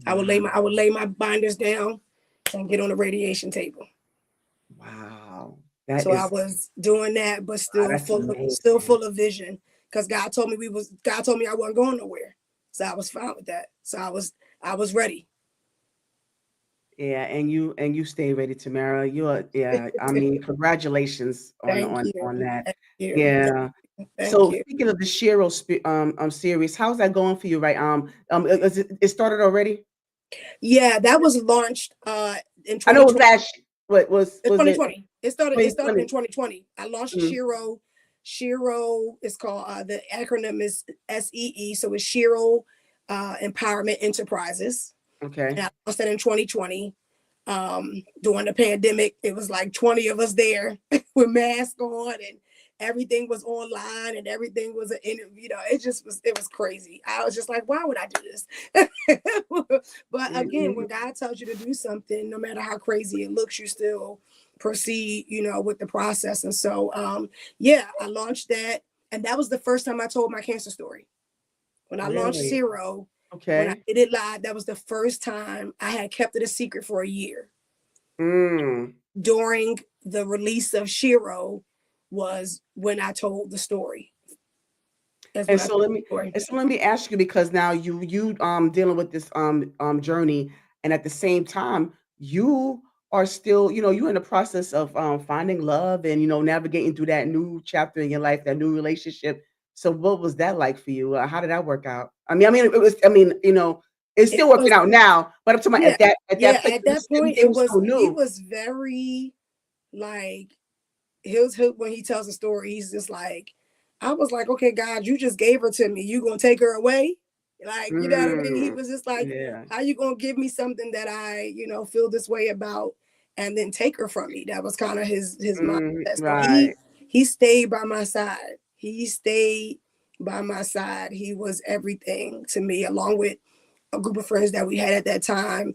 And because I wasn't sharing it with the world, they were like all I had. You know what I mean? My mom, my sister, you know, different ones or whatever, but he was my number one. He was my Yes. he he walked, he sat in the ashes with me. He walked through it with me. And it was a very difficult, challenging way to start our relationship. You know what I mean? It was It just is we almost put our situation on the back burner because this became because a right, more a important. priority. I think Mm, mm, correct. So we've been through some things. To start that way definitely took us on our own journey. It took us on our own journey, but we've been able to overcome. And so yeah, he definitely held my hand through the whole time. And then I mean, I didn't even get into it, but on the surgery table, I winded up having, and when I went into surgery for the cancer, I winded up having a near death experience on the table. I mm. winded up being having an anaphylactic allergic reaction to something, so my throat closed up on What? the table, and so Mm, my doctor happened to notice it, but it could have been an anaphylactic allergic reaction could be very deadly. So not only wow. did God give me that testimony, but he also spared my life on the surgery table. So Yes, I wind up yes. in what was supposed to be an inpatient surgery winded up being an overnight stay because they had to pump me full of steroids, Mm. everything to get the relax. And to this day, I've tried everything. I've been through all the allergic reaction. I mean, all of the allergy tests and all that. To this day, they say I was allergic to nothing. What? They say I was allergic to nothing. So that was just a part of my story. What? Anaphylactic allergic reaction. And to this day, I've tried all the 5 things that they used that it could have been. What? They say it was none of, I'm not allergic to any of those things. Oh, So you go figure, but yes. it's just because God don't, this is such bad grammar. God don't never want to give me a story out of being so extra. Why everything gotta be extra? Yeah, I Yeah, mean, because you extra. because I'm extra. Yeah. Exactly. It's just like, Hello. God, you can't just never just give me something. You can't just I can't just have some glory. You got to give me so much of a story before the glory, okay? The story before the glory. Yes, I love it. I love it. And I mean, because I mean, I think a lot of times God doesn't realize that He has His, He's used you as a vessel, but not just a vessel, but an agent of Yeah, knowledge. So you like you that's like one of His good. agents, That's you good. know. That's good. To Receive. put that up there. So yes, I mean, Receive. there's a reason for that. There's a Yeah. method. There's always a method. Yeah. Yeah, Yeah. but I want to know, like, when did this come about? So So that was not only when did this come about and where did it come from? Like yeah. where did That was so that was 2016. So that's oh, going okay. back. That's It's going going back a back. little bit. Okay. Yeah. That was 2016. Um where God gave me a show called The Language. Well, it gave me the book first, and that really is a book of quotes. It's a book of Okay. quotes, but there are some passages in it that go along with the quotes as well. And that was designed by a really sweetheart of mine who passed away 2 years ago, as a matter of fact, Daniel Joshua Teller. Um, I love him. Miss you, Josh. And so he designed the cover for my book. The truth is, that was when I did a photo shoot for that book. I did a photo shoot, and that was the first time I went back to black hair, Okay. which is the Okay. picture that's on the back of the pictures that's on the back of the cover. And I went back to black hair. I ended a season from my life of red hair, which was very significant. Yes, because you just loved your red hair. Well, I mean, I was known for, I became Yeah. known for, So yes, I Yes. loved it, but it became kind of who I was. And then when I transitioned in my life, that was when I went back to black. And now I wear red hair now.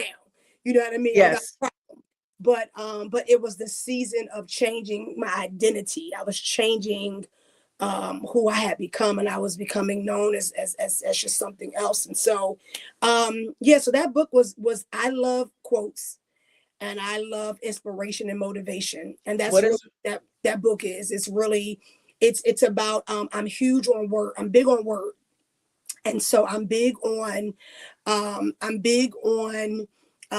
the word manifest in your life. When you say things, they manifest. And so I'm big on allowing my words to manifest things in my life. And so that's really what that book is. It's really allowing your, the language to become your life. And that's why it's called Language of wow? Life, Volume Okay. 1, because it was about affirmations and speaking things into existence and believing that things can be, and staying optimistic in every situation, finding some type of optimistic view in every situation and scenario of your life.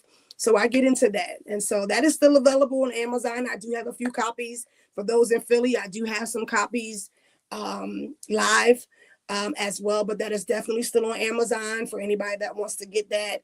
I've heard people have read it 2 and 3 times, which is such a Okay. blessing, Mhm. and so, I find myself reflecting back on it and things of that nature. So, yeah, so that definitely was a 2016 movement for Yeah. me. What is one of your favorite quotes?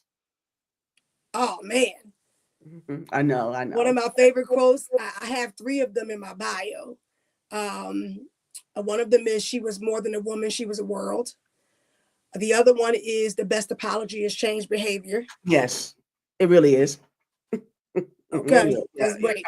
Okay, because we can get it. Okay, the other one, no, one of the other ones, "I'm not a person, I'm an experience." Okay. And I Yes. think I have one more. What's the other one? But I don't know. But say it until you see. I got it. I'm full of Right. them. I'm Yeah, full of them. yes. Okay, I love. I'm a walking quote. Okay, but Yes. Yes. sis, I got you. Mhm. I got you. I got you. Listen to an interview with me, and you get so much more information than you would even know. Right? Right? And I'm loving it. I'm loving every Yeah, last minute of it. yeah. I'm So, loving it. so definitely, I live by it. I live by it, and no matter what's thrown my way, I definitely try to make sure. Not try to. I know God has a plan for everything. Yes. There's Yes. nothing that happens on accident. Everything is intentional with God. Everything. You just have to see it through to the other side, and I believe that your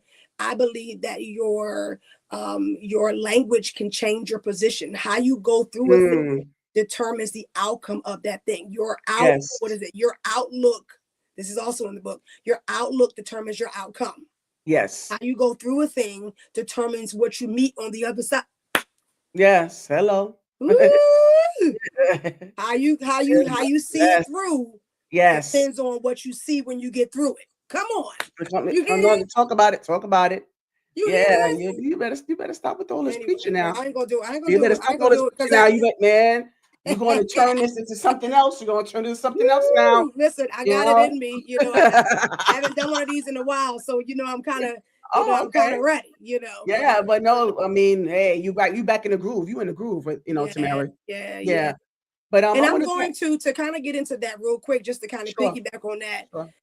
I have something called the Mirror Series, and I haven't had a moment to really, really get into it, but I'm going to be doing reels and little quick snippets that are going to be talking about quick things, because I really miss these moments. I have a lot of insight and wisdom to share. Yes. I love motivating people, and I've just gotten so much of life on my plate some days that I just don't get a chance. But I am definitely going to be going back to those motivational moments and those Yes. quick videos of just a quick this, a quick quote, a quick that, a quick word of a word of life, a word of knowledge, a word of motivation. I'm definitely going to be getting back into that.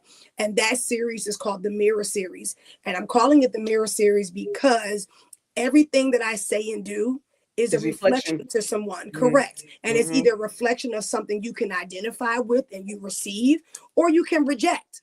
And that's fine. But as long as you're getting something from the moment that you can sit in, whether I agree with what she said or I disagree with what she said, but it made me think, it made me see Absolutely. myself, because we're reflections of each other, and so Yes. I'm excited about it. I haven't I've wrote Yeah, you down should many be. many Yes. topics Yes. and themes that I want to talk about, but I'm gonna get to it. It's coming. Yeah, because everything happens in this divine timing, all in this divine timing. Correct, but it's in the works, and I'm excited. I'm excited to get back and share, because I had did a podcast on Facebook called the Language of Life Show with the best friend of mine at the time, and it was very, I remember that. Correct. Yeah. So it was really good. And I haven't really gotten back to it since then. But God definitely has downloaded a lot more even since then, from years ago. So I'm really excited to kind of throw some motivation into the earth. So some seed of inspiration. I'm really excited about that. So just look out for that. I'm going to be definitely throwing some reels out there, some quick little snippets, nothing long. Right, nothing drawn out, but just enough. You don't know how impactful. You never know who's listening. Correct. No matter, that. So that's coming. That's little shameless plug, but that's coming. No, get plenty of shame. That's all right. It's all right, Tamara. Give us plenty. Okay, So I want to have a little fun with you, Tamara. Okay. Now I know you just came from rehearsal, but I want to have a little fun with you, because I want you to bless us with song, but I'm going to have some fun with it. Please don't take offense, because it's these topics I'm going to give to you. They're not what you expect. Totally random. Random. Okay. Right. Okay. And so when I pull up a topic, I want you to just come up with the lyrics right off the bat and sing them. Just sing them. Okay. And as you sing it, I'm going to just come up with the topic back to back, and you're going to have to go right into the song related to that topic. Okay. You got it? I got it. All right. You ready? I think. I can't wait for this one. I'm not sure. Yeah. No, be sure. Be sure. We sure here. We sure. You ready? Sure. It's so funny. What? And you want me to sing this? Sing about it. Sing about it. Sing about it. Farting in bed, you're not my friend. Farting in bed, I'll turn my head. Come on. Okay. That's all I got. Farting in bed. Let me see. Oh God, I'm not good on the spot. Okay, let me see. Leave a swallow of juice in a container for me. Yeah. You should throw it in the trash, 'cause what you left me was for free. Yes. Oh my God. Let me see. Oh my God. Let me see. The appropriate be showing. I can't think of no type of melody. Oh my God, I'm horrible with it. Not for this. Not for the fast step in view. With your thigh meat showing too. Put a slip on the avenue. Hey. With your thigh meat showing through. Hey. Oh. You need a girdle too. Girl. Think about what God's done for you. Before you jump up and shout. Think about what's jumping out.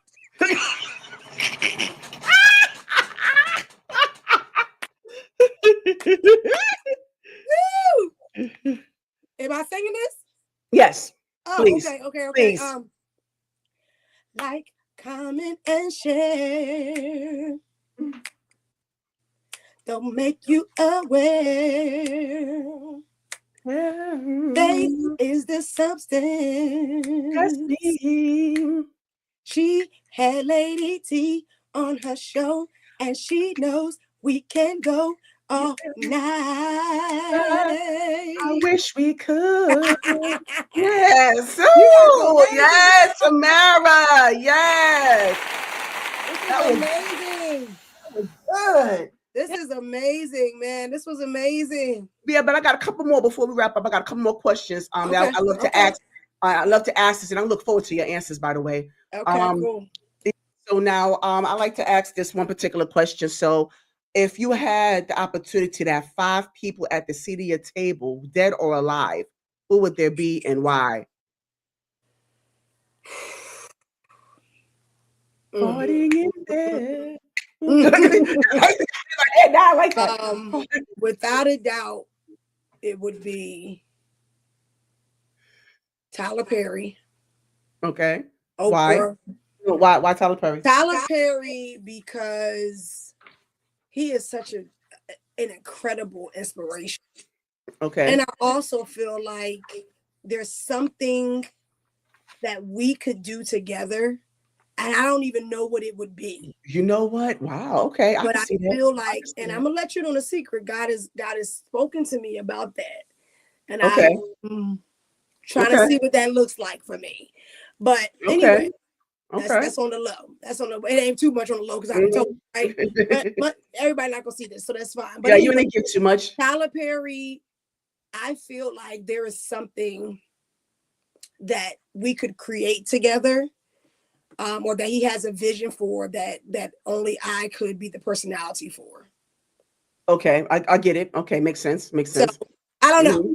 Makes sense. The other part will be Oprah because she is the queen of motivation. She is the all Hail Mary of inspiration and just optimism, and she's just the queen of that. Like you just don't talk motivation, inspiration, or just whatever without getting past Oprah. So that's that.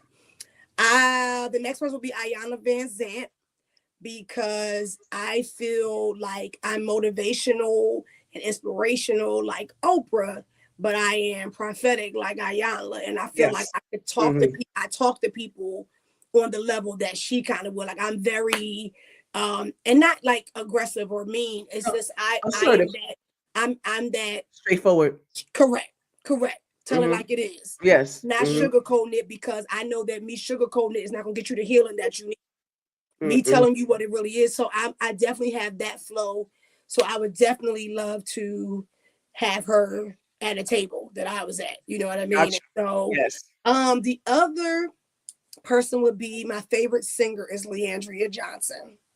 Okay. And when Lee sings, it moves me, you know. And then the other person would be my mother. My mother, because I would need to be at the table. I would need to be serving her, because she has everything to me, and she deserves double honor and double glory. So I would want nothing from her but for her to see the success and see what's going on and different things like that. So that would be the fifth person would be my mother, without it. And if I had more, I would definitely ask some other people. But those four people are very significant to where I am right now. And to meet them would be huge. Huge. And not only meet them, but if God would ever open up the opportunity for me to work with them, or to have some sort of moment, or just it's just it's huge for me. Like I dream big. And I don't know how God would do any of that, but I don't believe that I serve a God that can't. Oh, no. That no. Not at all. Not at all. And so, so it would be those. That's a very good question. Very good question. You. And now here's this part two to that question is, who would get the big piece of chicken and why? I don't think Oprah eating no chicken these days. My mom, she be on a diet most times. So my assumption would be Lee. Lee probably gonna get that chicken. She'll get down. Gonna eat that chicken. Lee gonna eat that chicken. Why would you give her the big piece of chicken? Why would I give her the big piece of chicken? Yeah. She will only get the big piece of chicken if she gonna sing about 5 songs for me. Okay. Because the rest of them I can't really bribe to do nothing. I mean, I can't bribe them to do nothing. Lee, I'd be like, but you get this big piece of chicken, you gonna sing 5 songs for me? And she would say yes. I'm sure she would say yes. So that's why. But I think that, if you give her the seat at the table, I think she definitely needs some pouring into, and you're just the person to do that. Pour into her, because she needs that now. Yeah, she does. She does. And I would love that, because I watched when she was on Ayanna, and I loved how that kind of matriculated. I mean, she thought it was, she loved it too. She respected Ayanna, took her on tour. Right. You know what I mean? So that was huge. Like she opened up for, you just never know how your yes or obedience can play out in another part of your life. You know what I mean? Her going to Absolutely. the show turned up to work out where she could tour with her, which is crazy. Yeah, that is. Also, yeah, that's crazy. And even all the drama that's going on with her now. She wound up being a part of Beyonce's mom's tour. You know what I mean? So people think Okay. The everything she book got tour. going Okay. on, yeah, the Right, book right. tour. Yeah, absolutely. So you just, that. Yeah, but I But like yeah, that. I would love to Mhm. connect with those people. You know what I Yes, mean? I just God can do all things. He knows the yes. how. Yeah, just put it into the atmosphere. Absolutely. Yeah. Yeah. And So thank you. that's what we were Yeah. just talking Thank you about, that. right? That's what we were just Exactly. talking about. Yeah. Exactly. Yeah. So I also wanted to ask this final question, and this comes from the late James Lipton from Inside the Actor Studio. So Tamara R. Hudson, when you enter into the pearly gates, what would you want God to say? Mm. Whoa. Right? um, I would want him to say, "Well done." Obviously, Yeah, that's a the common one. Yeah. first two Yeah. words to let me know I'm good. Um, but that, wow, well done, and that I truly, truly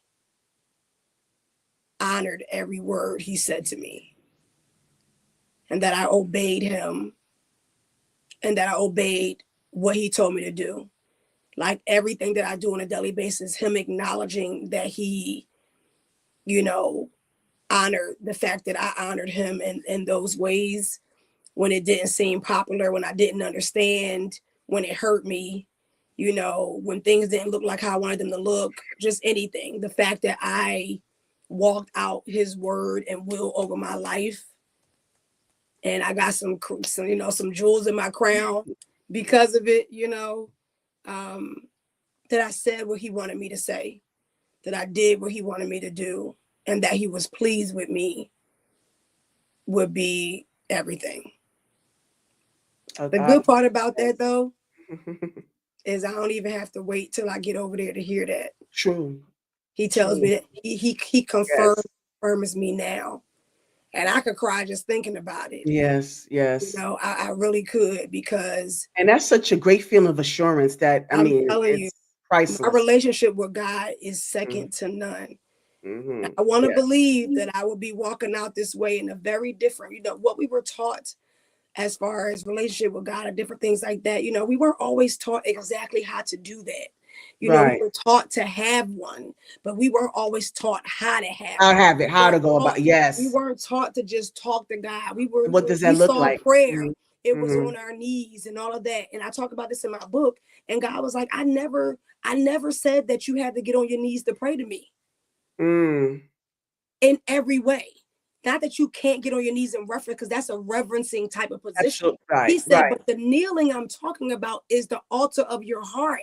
Is Mm. your heart kneeling? Mm.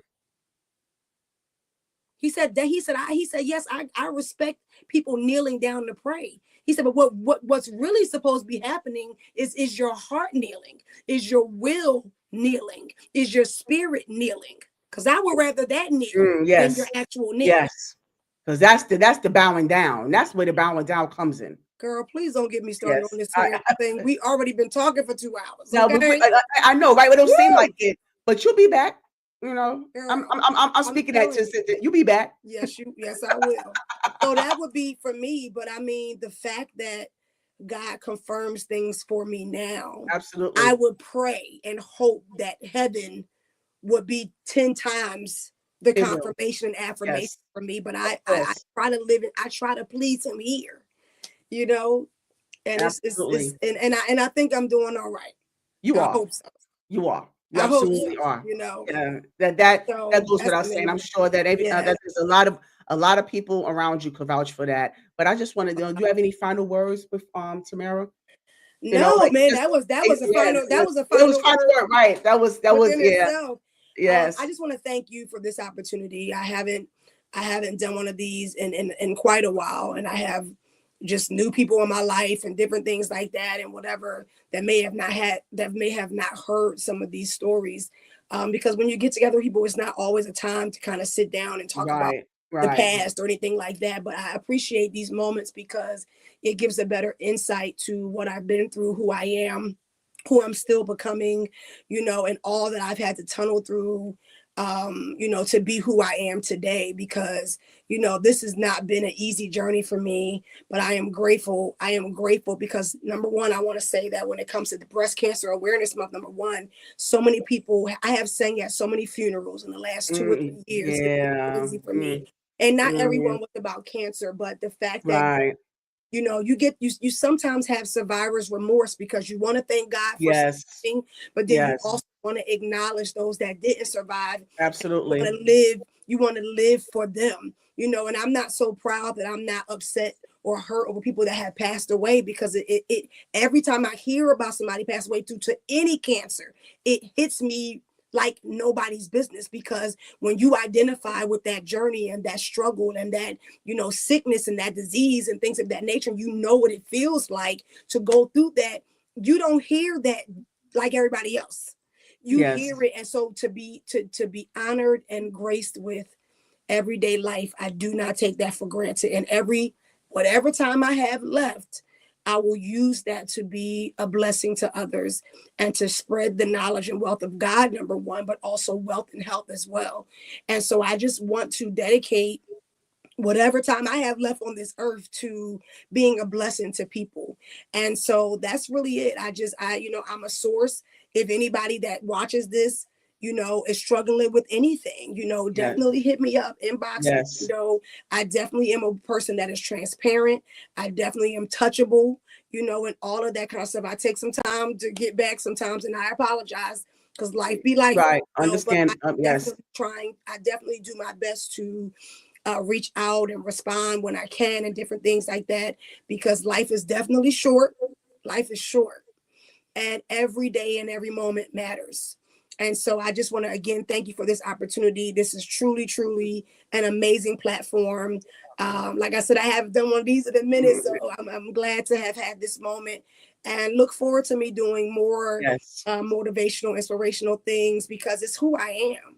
I can do that. I can motivate in my sleep, baby. Okay. oh, yes, And it yes, is so, absolutely, it is definitely who I am. When I talk to friends and girlfriends, it's something that's a part of our conversation. It's what we do. It's our language. Our language is laughing. We definitely gonna kiki, okay? yes, But yes, also yes, motivating each other. And I love my circle. God has definitely shifted those I've been connected to over the years. My circle looks very different, yes, these yes, days, but I appreciate the ebbs and flows of relationship, because yes, some things are for a season, for a lifetime. yes, Things are short yes, season. But I'm right, grateful. However God chooses to move people in and out of my life, I'm fine with it, because it's for a reason, and I'm fine with that. Hopefully they're fine with it too. But right, it is what it is. It's just they don't have to be fine with it if God says it is what it is. what it But is, exactly, I love these platforms to give further insight into people. I probably told a little bit too much, but we thank but we thank God, amen. But anyway, but again, I mean, at the age that I am now, I'm not making excuses for my story and my journey. It is what it is. You know what I'm saying? And so I'm grateful to have been here. So thank you, yeah, Faith. I'm grateful for you.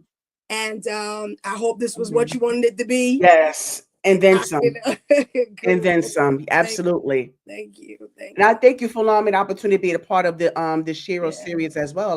Yeah. Being a part of that as well. So thank Correct, you so much. correct. Because we were Yes, supposed to do this yeah, before, but I was like, you know what? Let's do it as a mhm, part of the yeah. month of breast cancer So that was an awareness. honor for And me. yeah, yeah, it was the beautiful time, beautiful time. Yeah, it was. It really was. And Yeah. I really hope that you bring your presence means so much to me. Like I said, Oh, thank you, and thank you've you. always been such an inspiration ever Yeah, since I saw you in that viral video up yeah. until I just been following you on social media Wow, ever since. So that's amazing. yeah, So she's such an inspiration. you're a byproduct of the viral video too, huh? Yes, That's yes. amazing. That's amazing. It's And also amazing the do Get reach. Your Family Soul as well. Hopefully I'll Yeah. have them bring them on here. By Bring them the way. on here. Yeah, and I got Lady you, girl. Alma. And Lady Alma too, And because I Lady love her. Alma, Oh, that, yes, oh, I love Lady her. I Alma, love her. yes. Yeah. I got you, girl. We gonna Yes, set it up. We please. gonna set it up. Please do. I'm really serious about that. Please do. Yeah. Yes, ma'am. Yes, ma'am. Absolutely. But ladies and gentlemen, this has been Tamara R. Hudson, y'all. Yeah. I love y'all. Thank y'all for staying. I don't know who stayed to the end, child. They might have came in and out. Came in and out. Yeah, they watch the replay. Yeah, they can watch the replay and slide through the parts y'all want to hear and what you don't. That's fine. Yes. All is well. All No, is well. no, that's all right. That's quite all right. But all right, that was Tamara R. Hudson in the building, y'all. I appreciate her presence here. Like I said, she's really been an inspiration, and I'm so happy. Thank you for whoever decided to stay through this live video. Those who came and went and came back. Those who's gonna come catch the replay. King Josh, shout out to you. Thank you for being here. I appreciate that. Thank you, Charmaine Goldsmith, for being here. Corinthia, Nicole, thank you so much. I appreciate all of you for being here to just kind of just embark on this experience, because Tamara, she's just an experience. She's a whole vibe. I mean, you see it. I mean, I appreciate her just sharing her story, her journey, her vulnerability, just giving such transparency and just giving us so much knowledge about her journey through her cancer battle, and just making sure that we as a people, as a community, are more aware of health maintenance, and just be more aware of how you navigate through life after divorce, and how you're able to navigate through the parenting stages and how that looks. So I just really appreciate Tamara coming on, and I'm really am looking forward to having her back again soon. But in the meantime, I'm going to continue to bring more of this content to you, whether it's through my interviews or whether it's through my reaction videos. Please watch all of them, by the way. Watch all the videos that I do. I mean, even if you just come in for a few minutes and do a thumbs up and just and do a comment and just engage with me more, I really value that. It's not taken for granted. Like, share, comment, subscribe. Please do those things, because your support means so much to me, and I do appreciate that.